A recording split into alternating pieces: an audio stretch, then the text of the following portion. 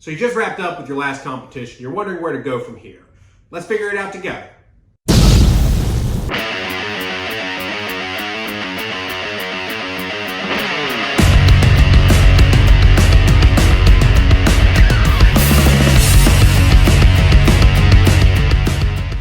Hey, it's Cameron with the Atlas Strength Shop, and today we're going to talk about what you should be doing now that you've finished your most recent competition.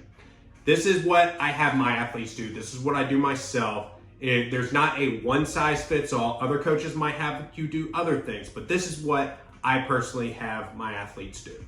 So the week after competition, we don't actually program anything. It's going to be active recovery, and really it's going to be a chance for them to go in and just have fun with their lifts. They just have one guidance. Don't max out on anything. It's a bad idea to max out on things generally. Half of my clients will usually take that week to just rest and recover. Another half they'll do usually like a bodybuilding type split and just have fun with their training. Because that's one thing that happens whenever you're on program to gear up for a competition is you start to get sick of the exercises that you're doing.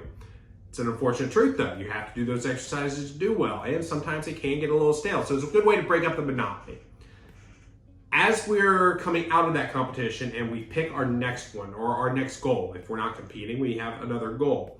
Usually I try to steer people into doing a hypertrophy block next, unless they have a competition again in like 6 weeks, something like that, which normally isn't a good idea. Some people like to use competitions as a way to just train the process of competing. So, like me, I'm about to come onto a hypertrophy block. My exercise selection is going to be a lot different than the last block that I did. So coming out of competition, I take that week, just kind of play around, do whatever I want. The next week is all going to be retesting for the next block. So for example, my last block, I was doing SSB squats, I was doing straight bar deadlifts, I was doing strict presses, and what else was I doing? And just standard bench press. The main two things that are going to be changing is I'm going to be doing a low bar squat coming into this next block, and I'm going to be doing a push press coming into this next block. So for the next week, what I'm going to be doing is retesting those movements. Now, let's talk about retesting.